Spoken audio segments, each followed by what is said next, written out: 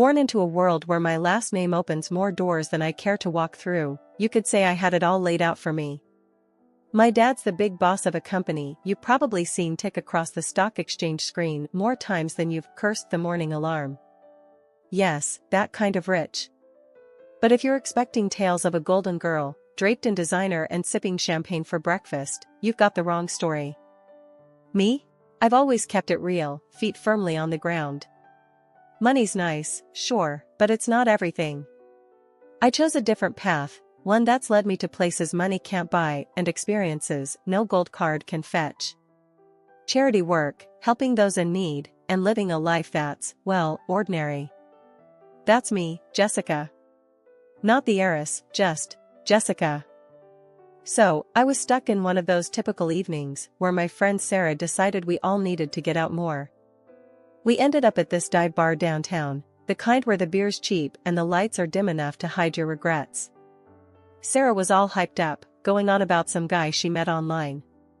"You've gotta meet him, Jess. He's totally your type," she kept saying. My type? Since when did she decide she knew my type? Anyway, we're there, and in walks this guy. Not Sarah's online prince, but another dude, Alex. He was there with some friends, looking as out of place as a cat at a dog show. He wasn't dressed to impress, just a simple tee, jeans, and this easy smile that kind of lit up the room. We got to talking, and it was easy. Like, really easy. He worked some manager job at a place I'd never heard of, nothing fancy, but he talked about it with this passion that was kinda infectious. "You really dig your job, huh?" I remember asking, sipping on my third beer. "Absolutely," Alex shot back, leaning in. "Every day's a challenge. But hey, I'm not here to bore you with work talk. What about you?" Sarah mentioned charity work. I shrugged, trying to downplay it. "Yes, a bit of this and that. Just trying to do my bit, you know?" "That's cool. Really cool," he said, and I could tell he meant it. Not in a trying to impress you sort of way, but genuinely. The night rolled on, our group mingling, but Alex and I kind of stuck together, chatting about everything and nothing. It was refreshing, talking to someone who wasn't trying to sell me on some investment or brag about their latest acquisition. As the night was winding down, Alex got this look in his eye, like he was working up to something. "Hey, Jessica, I know this is kind of forward, but would you want to grab dinner with me sometime? Just us?" I remember feeling this mix of surprise and excitement. "Sure," I said, trying to sound cool about it. "I'd like that." On the way home, Sarah was all giggles and "I told you so's." I just smiled, thinking about the evening. Alex was a breath of fresh air in my often too stale world. Little did I know how much things were about to change. It wasn't long before going out turned into hanging out at each other's places, which, let's be real, mostly meant my cozy apartment because Alex's roommates were a circus and a half. One evening, sprawled on the couch after devouring what might be the world's most average takeout pizza, Alex turned to me, his eyes serious, but his tone light. "Jessica, how do you feel about making this a more permanent arrangement?" he asked, crumbs still clinging to the corner of his mouth. I raised an eyebrow.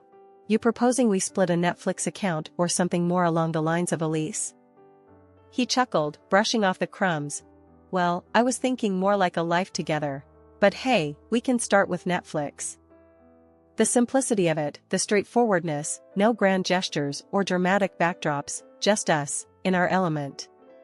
It felt right. "Alex, if you're asking what I think you're asking. Yes. 1,000 times, yes." And just like that, with the aroma of cheap pizza as our witness, we decided to tie the knot. It was swift, sure, but when you know, you know. Telling our families was the next hurdle. My folks, well, they've always been about the "as long as you're happy" mantra, but this was putting it to the test. Dad, with his business empire, and Mom, the socialite, they had visions of me settling down with someone more in our circle. I broke the news over dinner, the fancy kind, where you're not sure which fork to use for the salad. "Mom, Dad, I'm getting married to Alex," I said, the words tumbling out in a rush. Dad paused, fork midair. Alex? The manager chap? Well, that's quick. Mom simply smiled, a bit too tightly. Dear, are you sure? This is rather sudden, isn't it? But I was firm. Yes, I'm sure. He's amazing, and we're really happy together. Their skepticism was palpable, but so was their love. Well, if he makes you happy, darling, Mom conceded, and Dad nodded in agreement. Alex's folks were a whole different ball game. We went over to their place, a cozy little house that seemed always to smell like fresh cookies, or something equally comforting. Judy and Martin, they were as down-to-earth as they come, and they welcomed me like I'd always been a part of the family. Alex tells us you're setting a date? Martin asked, passing me a plate of those infamous cookies. Yes, we're thinking sooner rather than later. Small ceremony, nothing fancy, I replied, trying to gauge their reaction. Judy beamed. Oh, sweetheart, that's wonderful. We're just thrilled for you both. Their warmth was enveloping, a stark contrast to the cautious optimism of my own parents. It was clear, right from the get-go, that our worlds were different, but the common ground was the genuine happiness for me and Alex. Planning the wedding, we were on the same page, keep it simple, keep it us. A small ceremony, close friends and family, and an open bar because, as Alex put it, if we're doing this, we're making sure everyone's having a good time. And that's how it went down. A swift engagement, not because we were rushing but because everything just clicked into place. Amid the whirlwind, there were quiet moments, looks shared between us that said, we're doing the right thing. And we really were. Living with Alex started off as everything I'd hoped for and more. We were like two peas in a pod, making our little corner of the world in that cozy, modern apartment I had rented. It was ours, filled with love, laughter, and a ton of takeout containers, because, let's face it, neither of us were winning any awards in the kitchen. It wasn't long before I started noticing how Alex's parents, Judy and Martin, had this way of dropping hints about things they liked or needed whenever they came over. At first, it was subtle, almost cute. Oh, Jessica, that's a lovely coffee maker. Must make mornings a breeze, Judy would say, eyeing our shiny new appliance with a gleam in her eye. Or Martin, this sofa is just divine.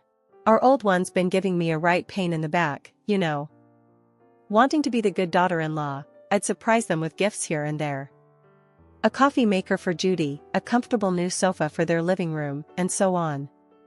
Their initial reactions were always the same, a mix of surprise and a little bit of guilt. Oh, Jessica, you shouldn't have.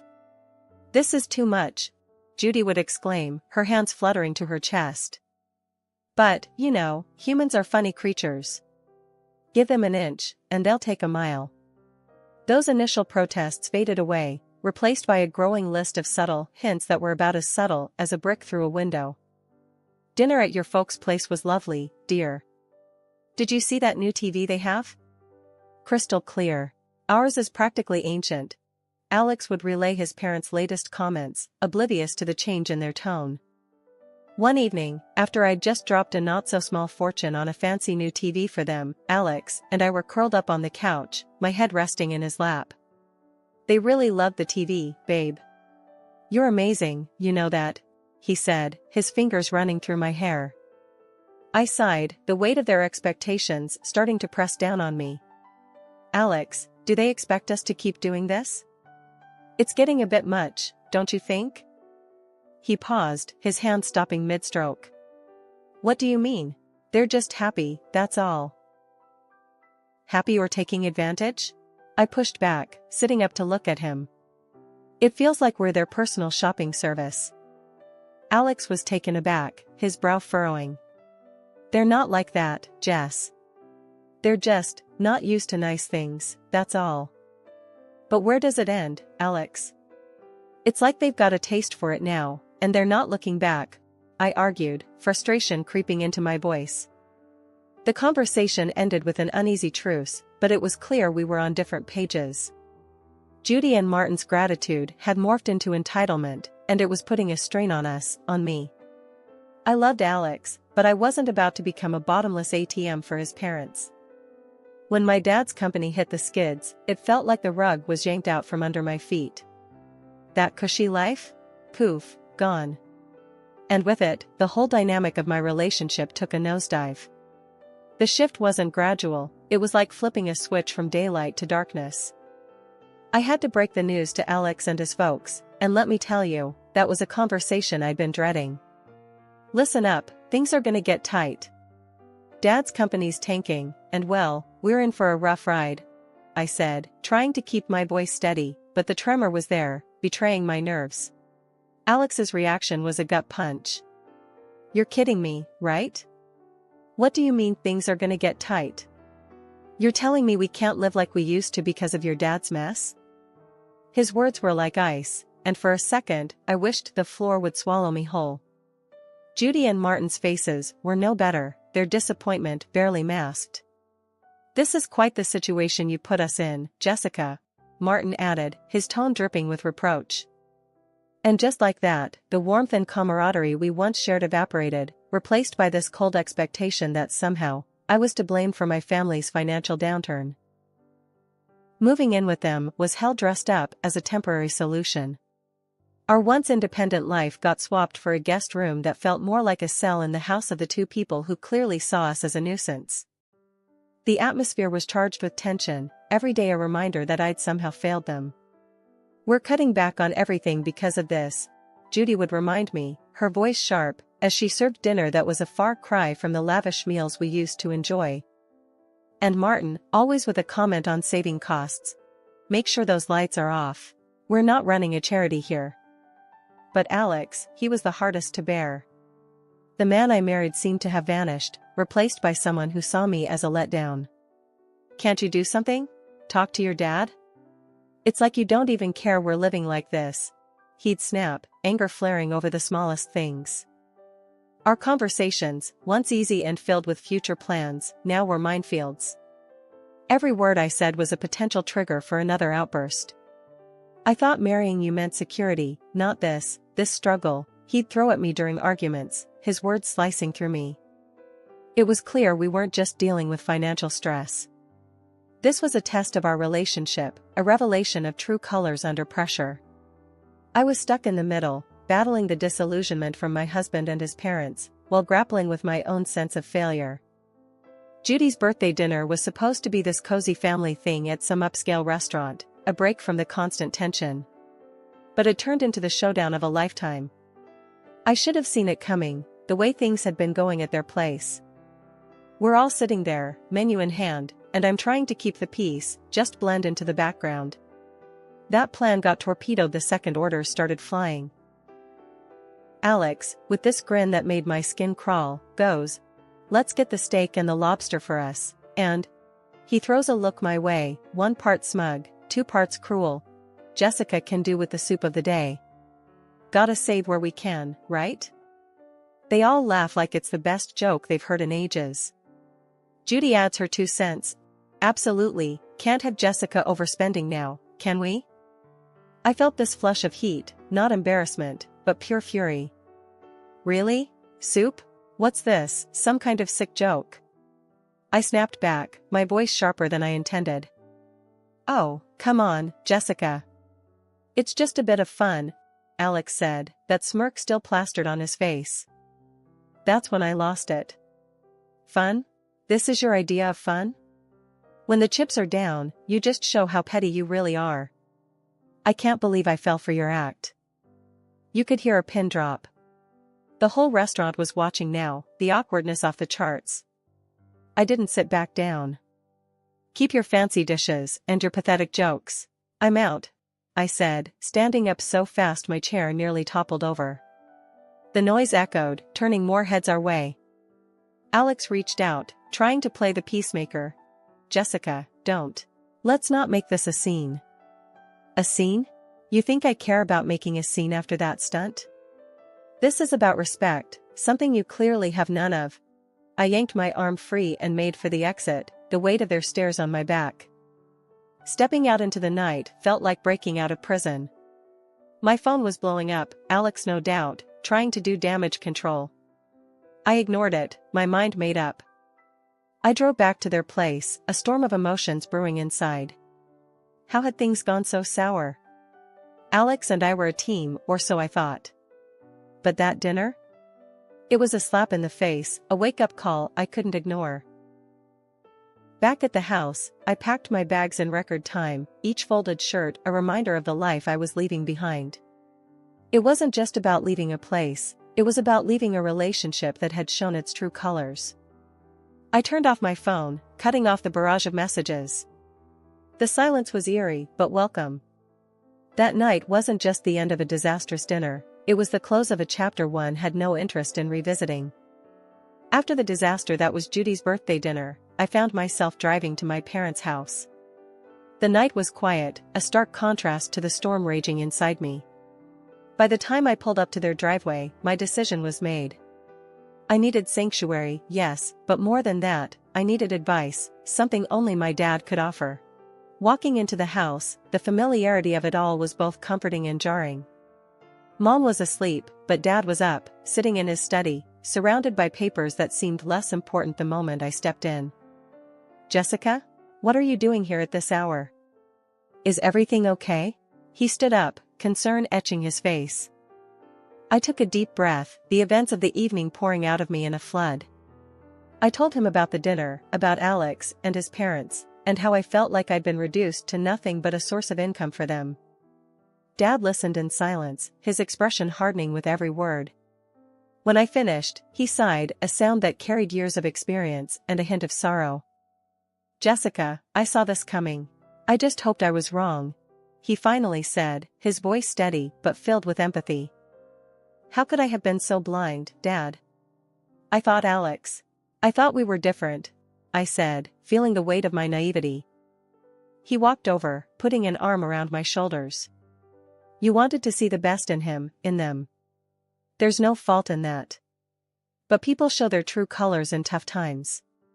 It's a hard lesson, but an important one." I nodded, the reality of his words sinking in. "But what do I do now? I can't go back there." "You'll stay here, for starters. As for the rest, we'll figure it out together," he assured me, his confidence a balm to my frayed nerves.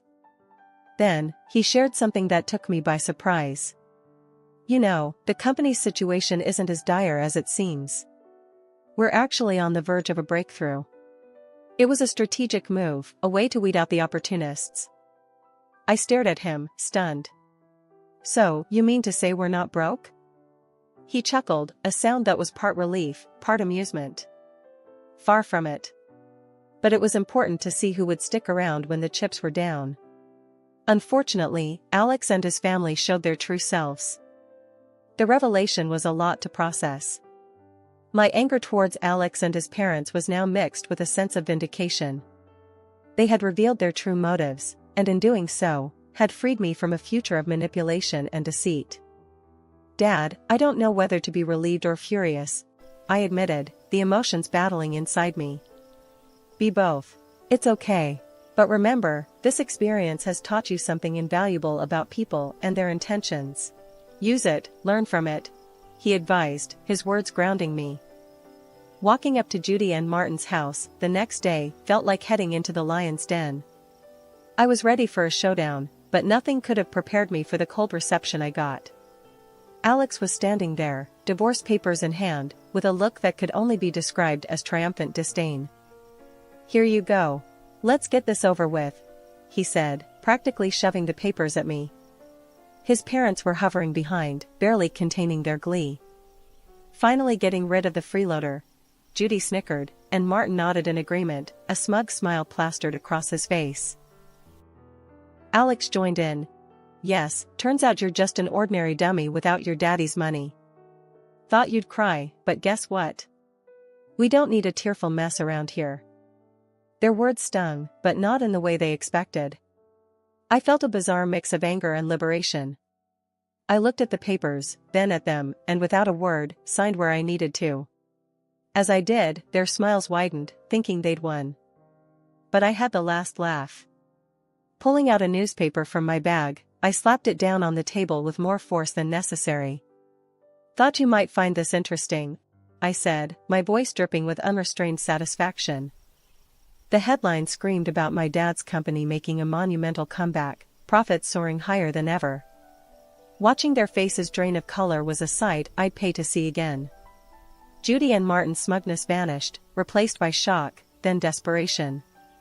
Alex's arrogance crumbled, leaving him looking like a child who'd just lost his favorite toy. Judy suddenly switched gears, stepping towards me with arms wide open. "Oh, my sweet girl, it's all a big misunderstanding. Let's hug it out." Martin, ever the opportunist, chimed in. "Let's not rush things. Sit down, have a coffee, and we can talk this through." And Alex, oh, Alex, he was the picture of regret. "I was wrong, okay? We can fix this. I want to make everything right. Please." Their sudden change of heart was almost comical. Almost. I couldn't help but laugh, a deep, hearty sound that felt cleansing.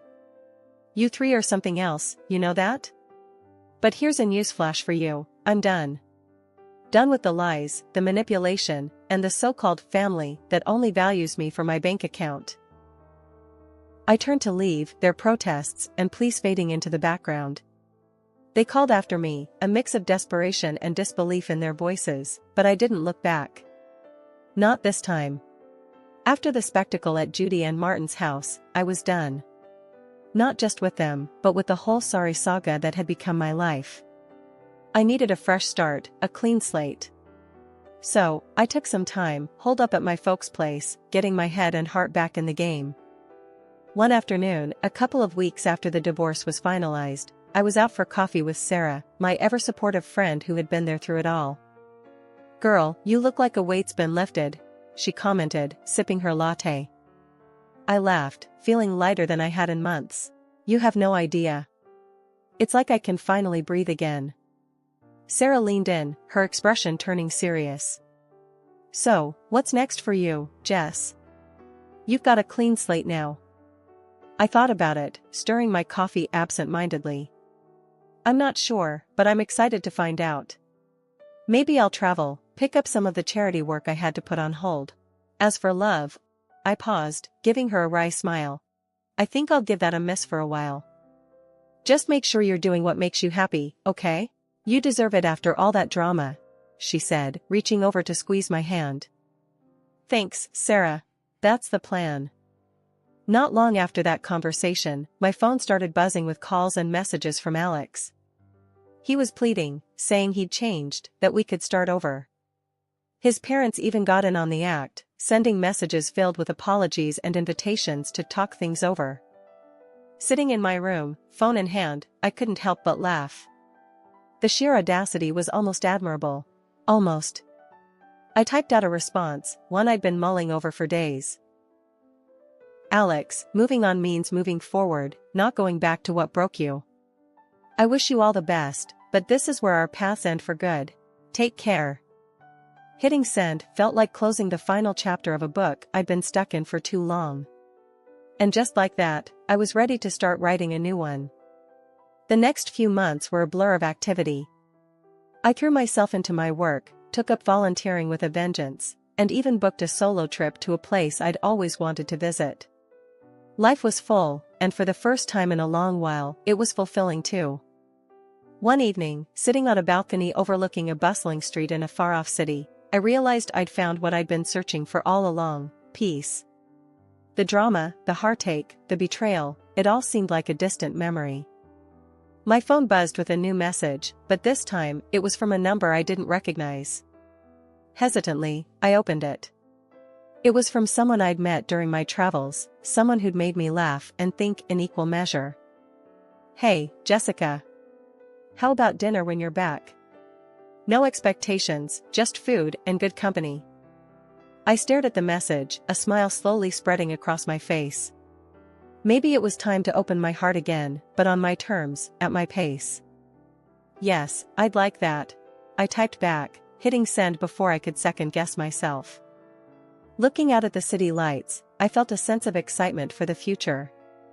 I had moved on, not just from Alex and his family, but from the person I was when I was with them. I was stronger, wiser, and ready for whatever came next.